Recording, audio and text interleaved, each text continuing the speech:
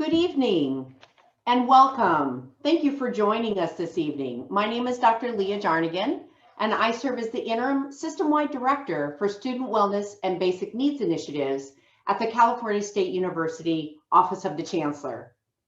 This evening's webinar is co-sponsored by the UCLA School of Education and Information Studies and the University Women's Leadership Academy, a leadership development initiative for mid-career university leaders with the courage to lead. The purpose of tonight's webinar is to engage women university educators in a conversation about leading and being courageous during times of crisis. During this evening's webinar, we will be engaging our panel members in addressing two questions, and these include: what helps a woman leader to succeed in meeting the challenges of a crisis? And secondly, what helps a woman leader to pivot with new strategies when her first response to a crisis are not successful? This evening, I am honored to serve as your moderator, and I'm even more honored to be joined by several of my fellow panelists. And these include the following: Dr. Dela Cruz, who is the Director of Human Resources and Payroll Operations Center at UCLA. Dr. Lisa Loberg, the Director of Study Abroad at Loyola Marymount University. And Dr. Lupe Navarro-Garcia, the Assistant Vice Chancellor for Student Academic Support Services in the Division of Student Affairs at UC Santa Barbara. I want to welcome all of my fellow panel members. Before we engage in the two questions that I read to you a moment ago, I'm going to ask my fellow panelists to reflect on a prompt. And so if my fellow panel members would please join me on camera. Thank you so much. We're going to begin with Lupe. And Lupe, I'm going to ask you to reflect on your background, your capacities, and your experiences that uniquely position you to lead during a crisis. And if you would please do so in about 2 minutes, please. Thank you, Leah. Hello. Well, I think some of the things that help in a crisis is that I'm a natural leader and I have an unconditional regard for others. So I'm always looking toward community and what that need is. I'm calm in a crisis. I'm comfortable with high emotion and I have to think fast and respond in that context. So that really helps. I have a strong social justice value and experience base, and I lead from that understanding. And the other thing is, I'm stubborn as all heck, and I put my optimism and tenacity behind my work, from that framework. That's terrific. Thank you so much for sharing that, Lupe. Let me now turn to Anne and ask you if you would please respond to the same prompt. Thank you so much, Leah. Good afternoon, everyone. So I would say what most positions me to be a leader in a time of crisis really encompasses a combination of skills as well as experiences that I bring to the forefront at a given point in time. I think it's a combination of being able to pull from previous lessons learned from professional experiences, also being able to pull from a network of colleagues that are able to really help problem solve and really look at ways to address things from different angles. I really do believe in the importance of diversity of thought and experience. So that really does help in terms of really solving that. And I'd like to think of myself as a super connector where I'm able to really connect different people with different skill sets to address an issue. And I think really as being a leader, it's really thinking about it from the perspective of having a various set of toolkits and knowing when to pull those tools out and how to apply them. So I would say it's that combination of being able to assess, pull the right tools, and then take action appropriately. Terrific. Thank you so much. Lisa, may I ask you to please respond to the same prompt about your background, your capacities, and your experiences that position you to be a leader during a crisis? Yeah, thank you, Leah. And it's a pleasure to be here with all of you today. So I work in study abroad, and as you can guess, I do love travel. And I think for me, my travel experiences definitely have given me a sense of flexibility and adaptability that are good characteristics to have in a time of crisis. I also have an openness to learning from others. I definitely know that I don't have all the answers and I can't think of everything. And fortunately, I work with a team of amazing professionals who all bring valuable perspectives and opinions. And I invite those perspectives and I want to be challenged so that we can arrive at the best possible path forward. And I think what ultimately positions me to lead during a crisis is my willingness to navigate the challenging situations, to make the difficult decisions when needed, and to take on the responsibility for those decisions. It's definitely not the easiest path you could take, but serving as a leader is definitely rewarding to know that you are helping, especially in times of need. Thank you so much. And as I listen to all three of you, first of all, I realize how much I can learn from you, but I also think about some of the things that we share in common in terms of how we lead during the crises based on who we are. And when I think about my background, one of the things that occurs to me is I'm a first generation college graduate. It took me 10 years to earn my undergraduate degree. So persistence is absolutely my middle name. I also think about the fact that I'm a first generation professional, and I reflect on how many of the feelings and the anxieties that I had as a first gen student really flowed into being a first gen professional. And what I've come to understand is that moving through those kinds of challenges, being in spaces of unknown, if you will, I've come to learn that there isn't any challenge that is so insurmountable that I can't approach it as long as I am willing to approach it from a place of humility. That it truly is one step at a time in terms of addressing a crisis. And it really is about, as you've said, your resources. I've had a professional association that's been my home throughout the entirety of my career. And I recognize that the incredible depth of expertise and resource that's available from the relationships with individuals that I have in that association have made me a better professional, have made me feel more connected to an understanding that's broader than my own experience. Like all of you, I also really recognize the value of team, and the diversity of thought, leadership, and talent on a team has made me always appear to be what I consider to be more of a professional than I would be on my own. And finally, I think it's about the mentors who have guided, and those mentors who have reminded me to stay connected to my core. Stay connected to what got me here, because it will continue to help me lead. So thank you to all of you for addressing that prompt. And what we're going to do now is turn our attention to the two questions that I read to all of our audience members earlier. And what I want to ensure that everyone on this call understands is that the kinds of crises that you are going to hear these females leaders speak to are really diverse. And that's because crises come in many forms and shapes. And so each one of us is going to address a specific crisis that we've dealt with in our careers. And we're going to do so with the frame of those two questions. So the first question, I will ask Lisa to first respond to, and then I will. And that question is, Lisa, what helps a woman leader to succeed in meeting the challenges of a crisis? Thank you, Leah. So I thought that I would use as a most recent example of a crisis is one that we are all facing, which is the impact of COVID-19. And in my work and study abroad, not only do we have the challenges in our work and immediate campus, we are also dealing with COVID on a global scale. So we monitor the state of California situation, but we also monitor the Department of State, CDC, World Travel Advisories, and the status of all the countries where we have our study abroad programs. So to set the stage a bit, I'd like to give an idea of what really goes into running study abroad, because study abroad offices are what I like to call a mini university. And when you think about it, study abroad really does span all of the same areas as a regular university. Right? So we're dealing with academics and course offerings, credit, transcripts. We actually hire faculty to teach on our programs. We handle student affairs. We have housing in a lot of different places. We have student health and safety, and sometimes conduct issues. We deal with the financial pieces, the billing, the student accounts, financial aid, and program budgets. So while these are separate areas for a university, they are all under the roof of the study abroad office, along with a lot of multitasking.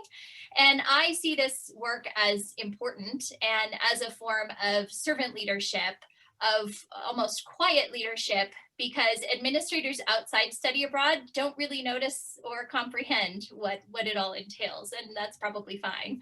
But this work is challenging for sure, but it's also what I love about the field of international education, because it's always dynamic and always interesting. And during the COVID crisis, while the university is focusing on what to do about the main campus, study abroad people are out there on their own, facing all of the same challenges of what to do in all of these areas, but just in a smaller scale and a smaller staff. So last March, as coronavirus was spreading throughout the world, but before it was really an issue in the United States, we were responding to lockdowns and country closures and program suspensions happening on almost a daily basis. And each time something was announced, we needed to be in contact with our students in that area, decide on the response, issue the order for them to return home, and help facilitate that return as needed. And I wrote countless notices for publications on the university's COVID page. I had to decide what to say for the various audiences and coordinate all of those postings with the communications office. It happened many times over throughout those challenging weeks and months. And I saw a recent quote by Brian Chesky, who's the CEO of Airbnb, when he was describing Airbnb's return from the brink during COVID. And he told the Wall Street Journal, "I did not know that I would make 10 years worth of decisions in 10 weeks. And that concept really resonated with me, because it described a lot of what we were dealing with on the onset of this COVID crisis. There were so many decisions to be made last spring: when to call it, when to bring the students home, how to communicate it, how to deal with the consequences, and helping students transition to virtual classes delivered from abroad. We were mitigating legal liability, ensuring health and safety, and making decisions without really knowing the future. And then also the danger of not making a decision soon enough." So I'm really proud to say that despite all of that, we got all of our students home safely. That wasn't the case for some institutions. There were certain cases where students were stranded when everything went on lockdown. So we were very, very fortunate, but I think it was really due to the way my team came together and responded in this time of crisis. But even after our spring students were home, the decisions kept coming. So do we run programs in summer? When do we run programs? It was unthinkable that we would cancel fall 2020 programs, and then we canceled it. And the discussion pivoted to what portfolio of virtual opportunities can we put together and run instead. So as I'm reflecting on making all of these decisions, I think about what helps a leader succeed. And first of all, I think it's a good communication strategy, because after you make a decision, the next step is communicating it. And it has to go up to senior leadership. It has to go out to the students and program partners and external audiences, but you have to do that as well as possible. And that explanation takes effort, and it can really make or break a situation. The small details can really make an impact. So we were navigating the right tone, what to say. We had students who wanted to stay in their locations, and we had to dial it up occasionally in our response and be really firm, because we didn't want students waiting around and not be able to get home. And, there's also an element of transparency, especially in a crisis, to make sure that the message is not misunderstood, but to maintain consistent communication. And in the case of COVID, to explain that we are experiencing everything alongside the students. So it's important to set the expectations that you may have to change course even after a decision was made, because of the need to be responsive to changing dynamics. So what helps a women leader succeed? I think it's stamina. You are still on long after 5 o'clock on a Friday. Your work continues. It's exhausting when I reflect and look back on it, on what we've all kind of been through, but it takes an element of endurance. And as a leader, you just have to be in it for the long haul, which I think is a lot easier when you believe in the work that you're doing. It's also supporting your team, motivating your team, and helping them understand their own stake in what's happening and to see their own contributions in the solutions.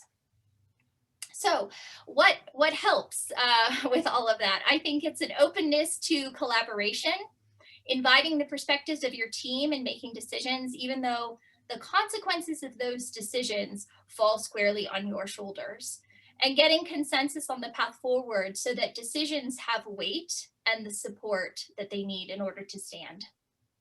And I think it's important to create this environment, not just during a crisis, but to set the tone for it all the time so that you can work together well, especially in the event of a crisis. And finally, what else helps you to be successful, I think, is a set of core values or principles that really can help guide decisions. I personally have a strong dedication to the best practices in the field of international education. Even though the exact ones for a global pandemic were not exactly written yet, the overall focus on serving students is really what I relied on in making decisions. So ultimately, I think successful leadership is being able to adapt, to stay strong, and again, relying on your guiding principles and doing what's best for those around you who are ultimately impacted by the decisions that you're making. So I'll go ahead and stop there. Thank you, Leah. Thank you so much, Lisa. And I think about how fortunate your students are that you were at the helm as your institution was navigating this crisis and how much was on the line in terms of your student safety. So thank you so much. Thank you, Leah. So I'm going to take a few moments now and respond to the same prompt. And ironically, it does involve travel, but it's a very different circumstance that I think about in terms of the example I'd like to share with you. I'd like to position my comments in the following quote that was shared with me by a mentor earlier in my career. And it says, "Leaders receive chaos, return calm, and inspire confidence." And while that's just a handful of words, I'd like to ask you to reflect on what that means to receive chaos, to return calm, and to inspire confidence as I share the following example with you. Earlier in my career, I had the privilege of serving as the Dean of Students for my institution. This was a public institution, very large, 30 to 40,000 students. And being the Dean of Students on that kind of a campus in and of itself is a very overwhelming experience, because you are truly the face of the institution in times of many crises. And granted, you work with your general counsel, you work with your public information officer, you work with your university police, but at the end of the day, it's often the Dean of Students who is talking to parents, who is talking to students, who is sometimes talking to alumni, and often is contacted by the media to respond to something that's going on. During a set of years that I served in this role, our institution underwent a number of pretty high-profile incidences that were quite disruptive to our campus community. And that included some protesting that was happening on campus by our students, which is typically something that we embrace, but also really agitated by individuals from outside the campus who were using those opportunities to flare circumstances. We also had a handful of student deaths that were very painful to deal with, including a couple of student suicides. Students who were quite engaged on campus, and so the ripple effects across those communities was really deeply felt. And it was during this context that I had the opportunity, as the chair of the Behavioral Intervention Team, the BIT team, we often refer to it as, to deal with a case of a young lady who was quite accomplished in her academic pursuits. She was the top student in her vocal performance group within the music department, and she appeared to be on her way to a professional career in music and vocal performance. And she was the lead of a student ensemble that had been invited to conduct their senior capstone at a prestigious institution in Europe. All looked to be completely on track. We were filling out documents for travel, etc. And during that time, she came onto my radar screen because it was brought to my attention that she had been engaging in some self-harming behaviors. And I found out that this had been going on actually for quite some time, well over a year. and had not been escalated beyond her department because her faculty members were so supportive of her that they tried to handle the situation themselves. Once it came to my attention, of course, as you can imagine, many more individuals became involved in responding to this situation where the student was going to be traveling on university endorsed professional travel to do this performance.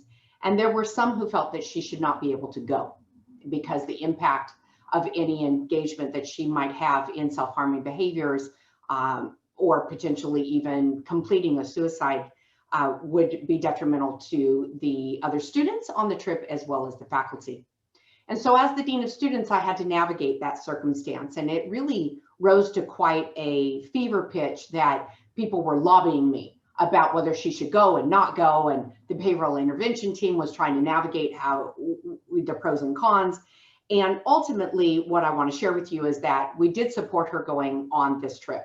We wanted her to be able to complete her academic requirements, and we wanted her to be able to have this experience as she was looking to graduate from the institution. To do so meant that we were putting potentially her and her peers in harm's way, as well as her faculty. And so we engaged with her grandmother, who was her guardian at the time, who was really not aware of the severity of the situation, did not know the student had been engaging in our mental health services on campus, and wanted the student to be able to go on this trip. We had to engage with grandmother by involving our director of our counseling center to meet with the grandmother in person, speaking with her in her native language of Spanish and helping her understand what was at stake. We created a behavioral contract for the student, which she readily signed, and we engaged, as you might imagine, quite regularly with our legal counsel to determine what the university's liability was. Ultimately, what I will share with you is that while she was on this trip, she did make an attempt on her life, and the faculty member was able to intervene, get her emergency help, and she did have to return home on her own expense because of the breaking her behavioral contract. I'm very happy to share with you many, many more details, but I want you to know that this story does have a positive ending in that this young woman did decide to take a break from her academic pursuit. She went out on a leave of absence. And 3 years later, after I'd left the institution, she reached out to me. She found me and shared with me that she had gone back, she had completed, she was doing really well emotionally with her health, that she was in therapy, and that she had actually also completed a credential program and was now successfully a teacher, which was just such a beautiful moment. But what helps you as a leader navigate that kind of a crisis when you are balancing the protection of the community with the rights of the individual, when you have to maintain confidentiality at a level that you're not able to share details, and so people don't understand why you might be saying you advise against when everybody else may be advising for. And really, it's about staying core to your values. It's about knowing that as a dean of students, I am committed to the educational mission first and foremost, that demonizing mental health is detrimental to our students, to our communities. It actually has a stigmatization effect on other students who may forego coming forward for assistance for fear of what might happen to them.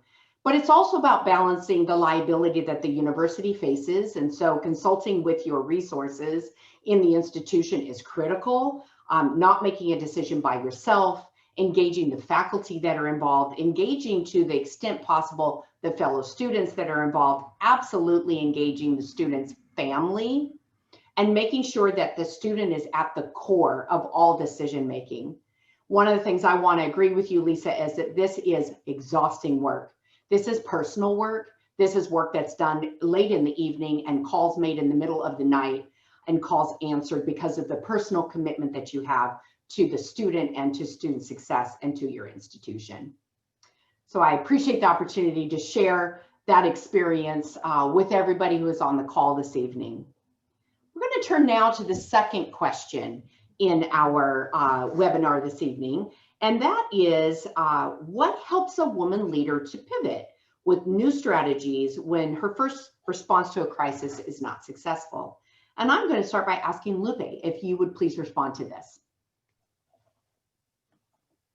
Yes, thank you, Leah.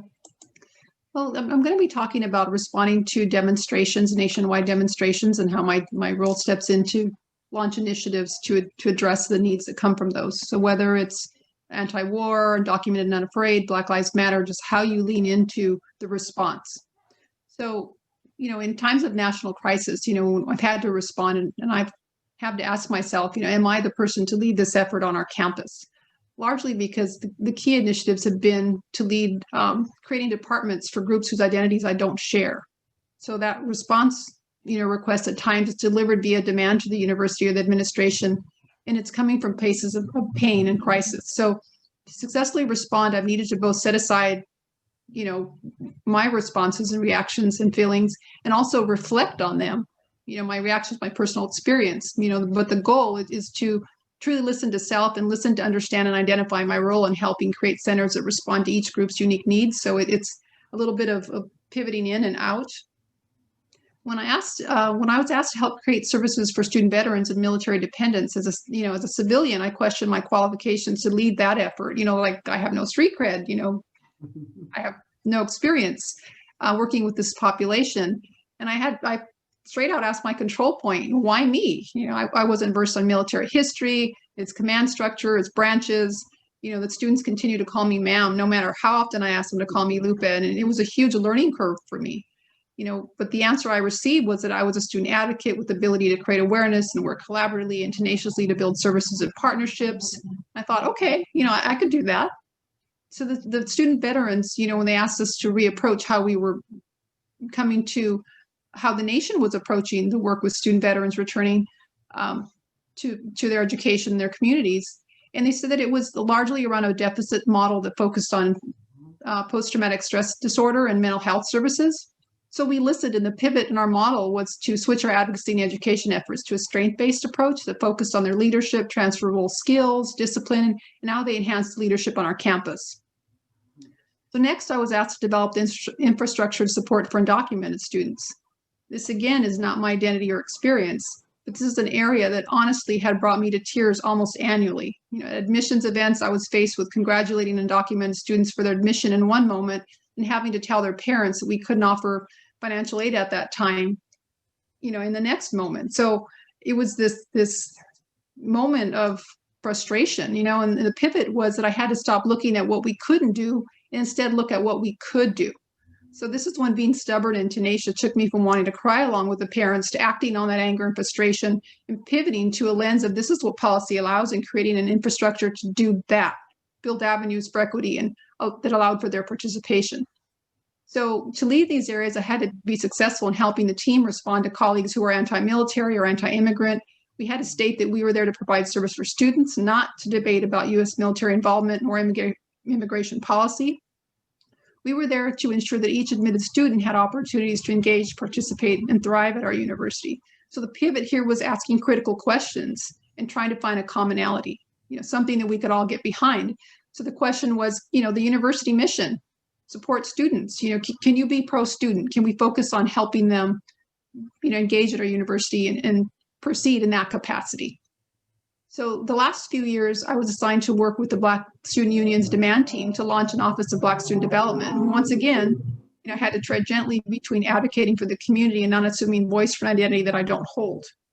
My job is to actively listen, shine light on gaps in our services and outcomes, and on campus incidents of anti-Blackness, and help the campus initiate efforts to address them. I can easily provide infrastructure support, methodology for research and assessment, creation of models, proposals for organizational structures, job descriptions, but I have to be careful to work with the team and share my leadership and skills and not assume I'm expert in any way of the Black student experience or the diaspora of identities within the Black community. So I'm an administrator at the table. I have to represent community needs, but be mindful of the agency of community to give voice to their experience.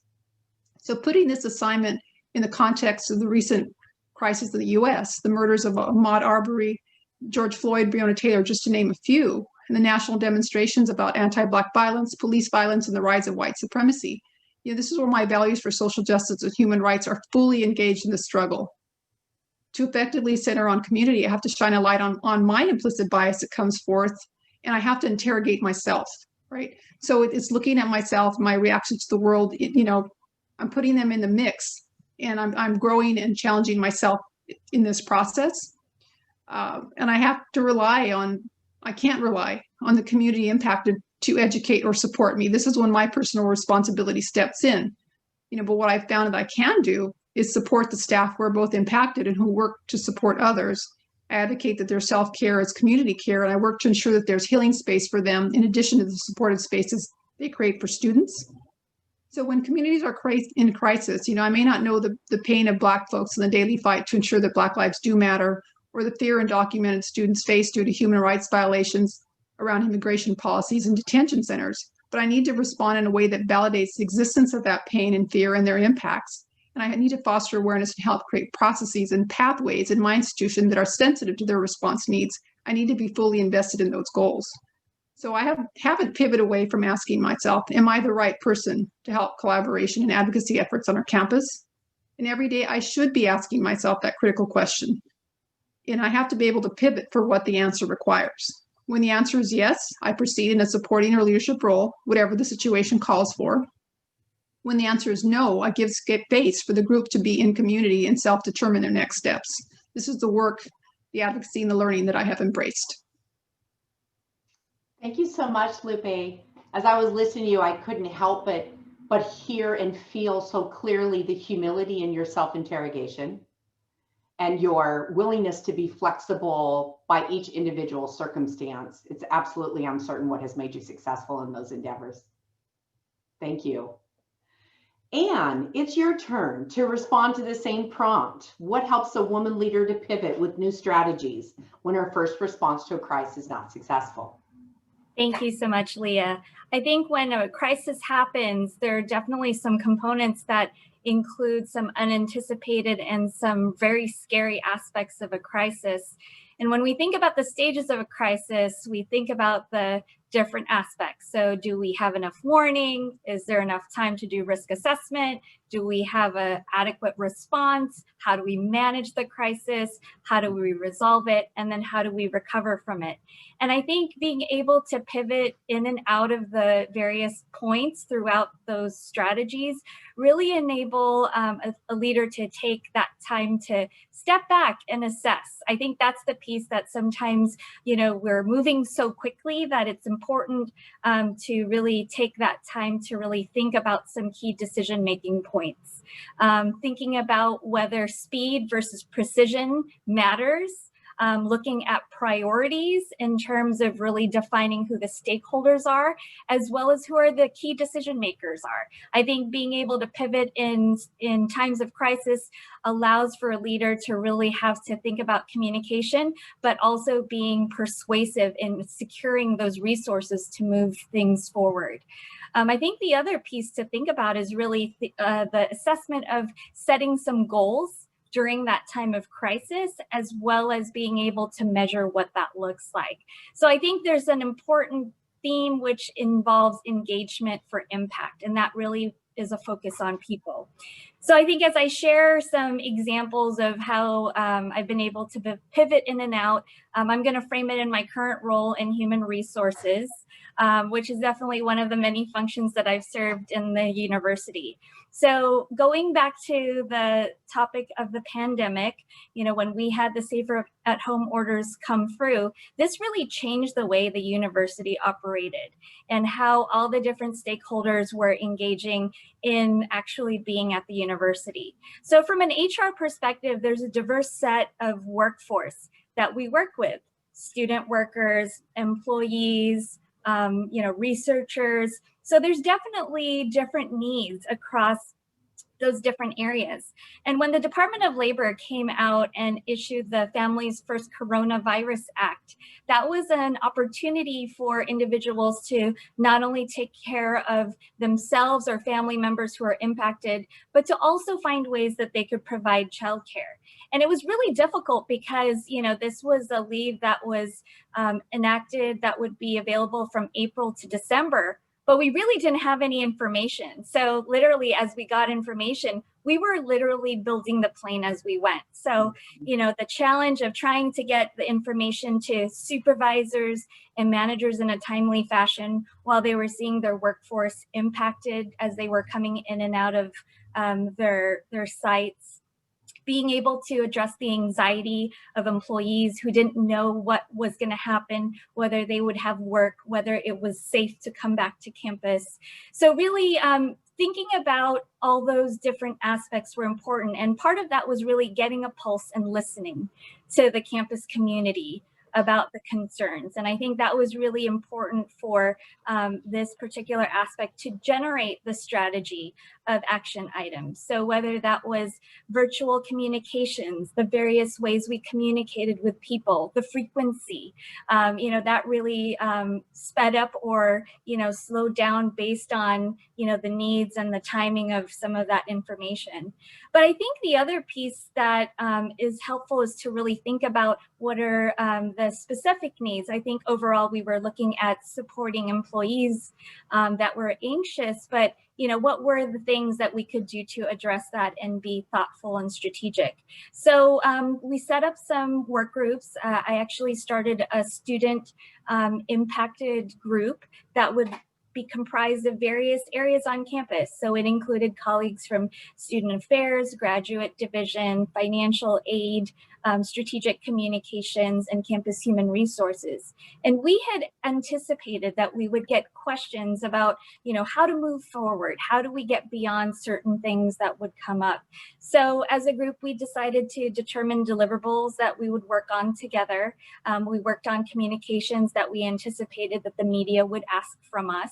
We also talked about putting together some resources for students who were impacted by COVID, especially as they were seeing reduced work. So really looking at how they can look at a one-stop shop where they can see opportunities not only for work, but internships, as well as other experiential learning.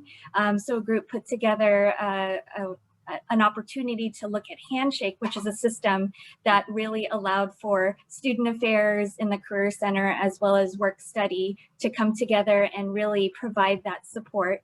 And then really being able to have a space where we could send that information out to a broad set of stakeholders that supported student workers. So everyone from leadership to managers and supervisors, including academic and student affairs officers, we really wanted to have the broad information.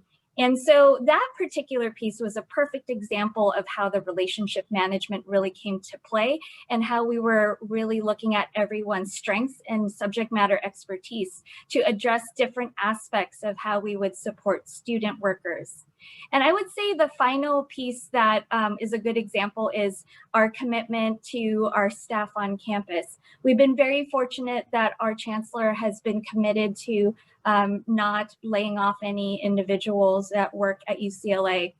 But how we do that is really thinking about creative ways to keep employees engaged. So our campus has really been committed to staff reassignments. We literally have been looking at ways that individuals can identify areas of opportunity where they can meet new people, where they can work in other areas that have high need at this time, but also, you know, being able to shift so that, you know, we are adapting to the changing operational situation of the university, whether that's from a budgetary perspective or not. And I think, you know, with the reassignments, there has to be that ability to deal with different aspects that you don't anticipate. You know, really thinking about also not just the campus stakeholders, but what it means for, say, the system, or what it means for the various unions that we have collective bargaining agreements with. So I think really I would say from the ability to pivot, you need a combination of unbound optimism, knowing when to be realistic, but also when to really provide a vision for where the efforts are going to go. Being able to be flexible to assess, decide, iterate, and anticipate the future, and then the resilience to just keep going. I think all of us have talked a little bit about how it can be really exhausting. And so taking that time to step back and thinking about how to take care of ourselves and our teams so that we can make the most impact. And that's it. Thank you so much, Anne. When I think about combining your unbound optimism with Lupe's stubbornness, I think together you all can solve any problem that might come your way. I also really liked your concept of an engagement for impact.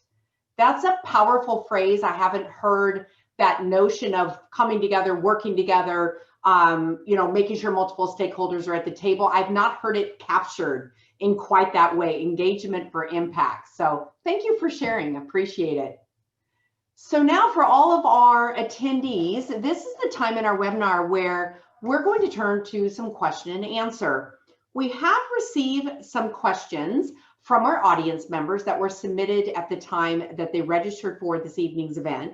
So we're going to start with those questions, and then should we have enough time during our webinar following these, we would be happy to take some questions from the audience who are here with us this evening. Let me start with Lupe. That seems to be one of my favorite things to do, I'm noticing. I'm going to ask Lupe if you would address the following question. When a crisis arises, what do people at your level need to be thinking about that they may not otherwise think about in a non-crisis situation? A great question. And I think, I have a distinct area of service that I do at student affairs, right? And I also do emergency planning for student affairs, but I have to look at the whole organization in an emergency in terms of what are the operational, in addition to the student affair and the auxiliary and the administrative, right? So we need to think across the board. I need to think of all stakeholders, faculty, staff, students, alumni, parents, right? So I need to put it in the context of how are they receiving this information. And I need to look at the context of what the emergency is. Is it chemical spill? Is it a physical disaster, a natural disaster of some sort? Is it health related? Is it human incident? Is it a utility failure, right? So mission continuity, issue, protest, demonstration, right? So I need to understand, how you respond in an emergency for those unique situations, right?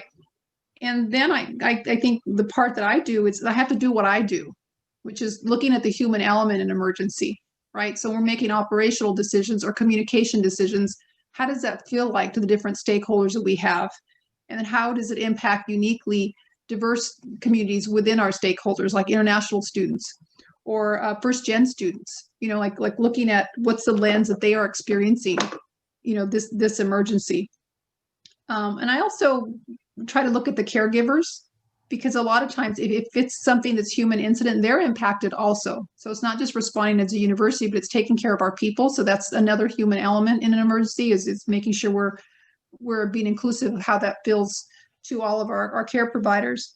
And I think with me, I also need to remind myself, like, what's my skill set? Why am I doing emergency planning? What's my contribution, right? So I bring that human element skill. I look at it across the board, not just in my area. And then I also need to trust myself to do what I do, right? I don't ask for permission in terms of should I do, it's my job to respond to the needs of people and students and those stakeholders that correspond to them, like their parents, right? So I lean into that understanding and that skill set and that lens, and I do, that, take care of people. Beautiful. Thank you so much. The next question is for Anne. So Anne, how important is mentorship to you? And who might your mentors be today? Not necessarily by name, but perhaps their positionality, right, in relation to your current status. And as a follow-up, as a female leader, have you found a male ally along the way in your professional trajectory who perhaps was able to assist in a unique way? So Leah, I think mentorship is absolutely important in the career trajectory of any leader. I think that it's so important not only to think about mentorship from the perspective of, individuals who have subject matter expertise or at a particular level, but really also looking at peer mentoring. I think it's really helpful to think about creating a board of mentors to help you in different aspects of what you'd like to develop. So that involves some gap analysis in terms of skills and competencies that you want to really work on, as well as trying to identify who is the best fit. And, you know, I think this is where the multiple mentoring model really is a very important aspect of that. I would say that I have absolutely found mentors at different levels. I've found peers who have taught me so much. I've learned from students who we've worked with in terms of giving some insight about perspectives. And then I've also learned from leaders across campus. So, you know, in terms of your question about you know, have I found male allies? I would say that I have found a wealth of male allies and colleagues that are at similar levels to me. I was very fortunate in my past roles being on the academic side to have worked very closely with associate deans who have really provided me with a sense of possibility and where I could go from a career perspective. But I also have found that, you know, also looking at key leadership on campus, I've been fortunate to have male Vice Chancellor colleagues who have really actually challenged me and really allowed me to think about some positions that I would not otherwise have thought about myself, to really think bigger and to push the envelope in terms of what I could do. So I would say that yes, mentorship is really important, and being able to identify who that is and setting an intention and monitoring that relationship is really important. I would agree with you wholeheartedly. And I think sometimes the best mentors are those that push us, right? Challenge us and not allow us to sit in our spaces of comfort for too long. Great. Thank you so much. Lisa, the next question is for you. I think it's particularly pertinent given the example that you shared with us earlier. What are the silver linings of our current crisis?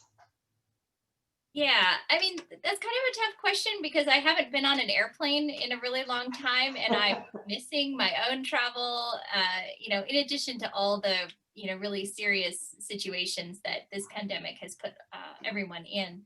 But in looking at the silver linings of it and the bright spots, you know, I really think about, just for one, the normalization of Zoom. You know, we've had virtual environments for a while, but the pandemic obviously thrust us into making this the norm for all of us. And I think about ways that that has enabled us to connect in other ways, that, you know, in new ways. So for example, at LMU, we leaned really heavily into the concept of bringing the world to LMU. And we've kind of tied a lot of things to that initiative. One of those have been arranging class visits. So I've had speakers from Croatia and different parts around the world coming into classes, talking about issues, but study abroad opportunities, all those things. And, you know, we would have had visitors here and there in person, but it's just really expanded the possibilities for connection and for students, I think, to connect with the world. And I think the new programs that we've been able to do, that we've had to do, one of them being global internships, the idea where students can be interning, learning about the remote work from home environment that we're all navigating. I mean, what an advantage for them to do a global internship. And that's what my office has been able to connect students to with different partners and placements around the world. We did that in the summer, and we're doing that again in the spring. And I think about those opportunities and the field as well. The field of study abroad is looking at how the virtual environment can really be leveraged to create better access. And do we have an opportunity now to make sure that international experiences really do come to every student at an institution? And so that is a very exciting silver lining for us, and to see how we can do that in a very meaningful and purposeful way. And then I think finally for me, I think about the opportunities to learn from other countries. I think about what we're seeing in the news about countries that have been able to put policies and practices in place with contact tracing, things that were happening in Taiwan, where they were able to get things under control very, very quickly, and how we can really learn from each other in terms of what's happening. So yeah, those are things that I think about, and that kind of, I think, get me through. Yes, absolutely. Thank you so much. I'm going to field the next question, And that has to do with how do you find a balance during a time of crisis as a leader between maintaining high expectations of those that you're leading and also remaining flexible to their needs.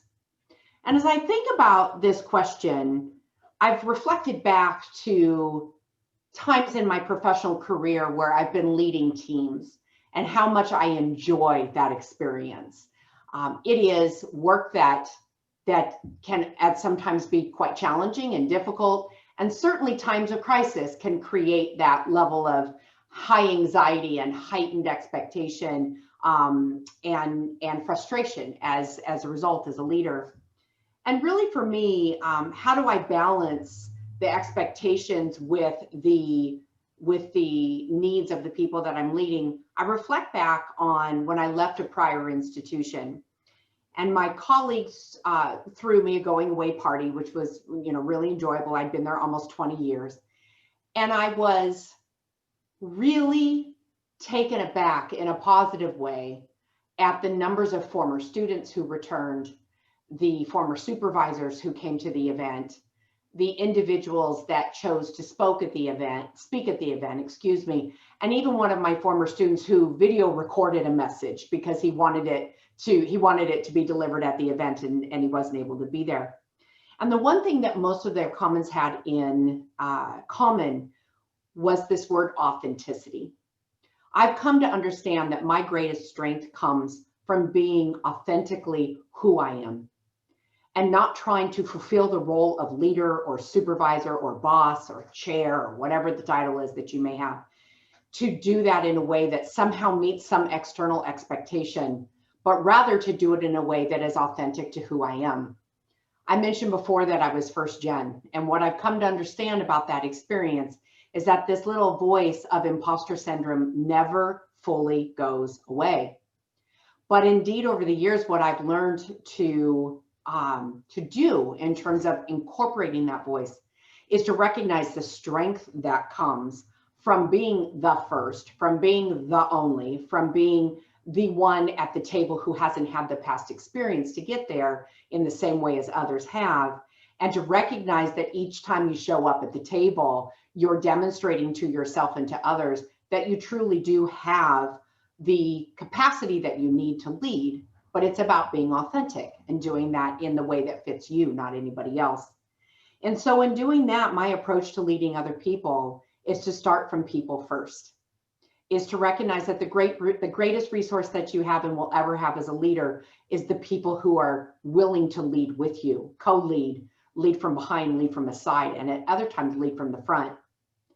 It's about being authentic in knowing that crisis is exhausting, that crises have phases, and yet they all blend together as if you're in this constant heightened state of anxiety where the stakes are so high that one mistake is going to bring the whole thing crumbling down. And the reality is that that's rarely the case, that usually there are moments where you can afford, as my colleagues here on the call have said, to step back, to breathe for a few moments, to reflect, and to gather more information and more insights into the situation. And when you allow others to do that as well, I think you're demonstrating a respect for their human experience in going through the crisis. And that doesn't have to overweigh or overshadow high expectation.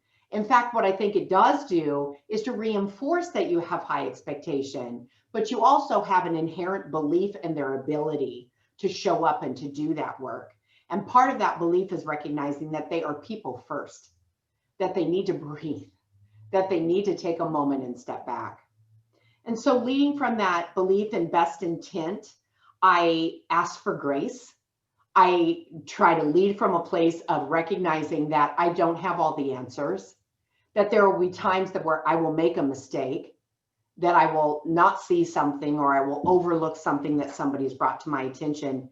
And so when you ask for grace, I think what you're doing is you're communicating to everybody else that you will give grace as well. So you can have high expectation and you can also give grace and have belief in best intent and capacity at the same time. It's deep personal work. We have received a follow-up question, and I believe we have time for it. And this is a follow-up to and the comments that you were sharing with us about mentors. And you are certainly more than welcome to reply to this, but I think for my other colleagues as well, if you have something to add, we have a couple of moments that we can do this.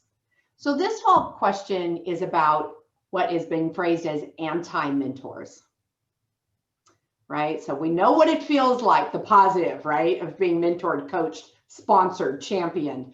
But when you're having the opposite experience, when perhaps you're dealing with somebody that you would define as a toxic leader, what are some strategies for navigating those uncomfortable situations? Let's start with Anne. So I would say, mentoring relationships are a two-way relationship. And I think that what's so empowering about it is that, as a mentee, you get to select what you want to work on and who you want to work with. So I think really being able to define what is that particular goal that you have in that mentoring relationship is really key. And knowing that maybe one person is not going to be the only person that's going to be able to give that type of guidance and mentoring is a really huge thing. And I think for mentoring, you really want to think about, like, out of the box, who are people that maybe are not in my current network or not in my current functional area that can really still help me with some of these skills and competencies, but are so tactful and skillful in that they can actually expand and push you to think about different capabilities. So what I would say is, if you run into somebody who is not a good fit on either side, I would say thank them and move on and find somebody who is willing to be that really great partner and to be somebody who will then help you move forward in your career. So that's what I would say. Very well stated. I couldn't agree with you more. Lisa or Lupe, do you have anything you want to add to that? Yeah, so, we talk about a mentor, but, and I think Anne's advice is spot on. But I think part of the question is also, if you're with a toxic leader, and that can happen, right? That can happen. And we may all have experiences where maybe that has happened. And I think part of the strategy is recognizing it and using your own leadership skills to identify what is missing from the leadership qualities of the person who you are determining is not being positive or helpful. I think there's an element of maybe protecting your team so that you're putting yourself kind of in between that toxicity and making sure that, maybe you're absorbing a little bit of it. It's a bit of a selfless strategy, but I think it's important to protect your team and, to figure out ways to work around it. And then ultimately to find a situation where you don't have to be in that. And I think when you are dealing with a challenging leadership situation, when you do find a really good one, you know it and you can learn a lot from it. And so I think all of these are learning experiences. They may be uncomfortable in different situations, but that's where we do grow and learn. And it's what can you take from it and make sure that you're not leaving yourself in it, but use it as a moment to grow so that you can move forward in the end. Absolutely. Lupe, we have about another minute if there's something you'd like to add to this.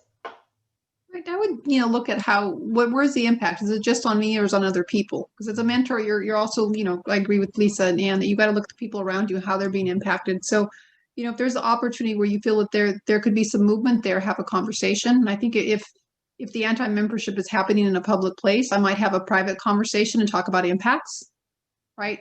And if they continue that behavior, then I would have another conversation and say that, the next time I see this happening, I'm not going to have a private conversation. I'm just going to say, hey, you're doing the thing, in public, and, go from there. So just kind of giving them a heads up that the conversations haven't been fruitful, but I'm, going to try a different approach. And then also from looking at, how are they, I look at the empathy, how have they been hurt in some way that this is their response, and try to understand it if they've been targeted in a way that they're perpetuating this type of oppression, of our leadership. So see if there's something there that we'd have a gentle conversation about, how are you what's going on here, and is that the impact you want to have, and just trying to approach that conversation, the initial one, from a point of empathy and see if that helps. But also putting a limit and not internalizing it, because a lot of times it's not about you, it's about them. So trying to, minimize impact on self and not take it personal. I agree with all three of you in the comments that you have shared. And the final piece that I would add to this, there are moments in which our evolution with our institutions may come to an end. And that can be very painful because we have relationships with our institutions. Many of us get engaged and stay connected in our institutions for years. And if you find yourself in a moment of being negatively impacted to such a degree that you've lost your joy in going to that institution every day, then as difficult as it may be time to move on. And that can be a very freeing experience, is what I would say. I want to thank all of my fellow panel members and share with you how fun this has been to be with you this evening and share your insights, our collective experiences and our wisdom with our audience members. I also want to take a moment and recognize and thank the diverse group of university leaders that came together almost a year ago now to create the University Women's Leadership Academy. It truly has been an honor to represent all of them on tonight's webinar. I want to thank all of our attendees. Thank you for being with us this evening. And on behalf of the School of Education and Information Studies at UCLA and the Women's University Leadership Academy, to say thank you for being here with us and for considering this program. As a reminder, the Women's University Leadership Academy offers mid-career women the opportunity to increase their impact on universities and to support and be supported by other women. Thank you so much for joining us. Have a good evening.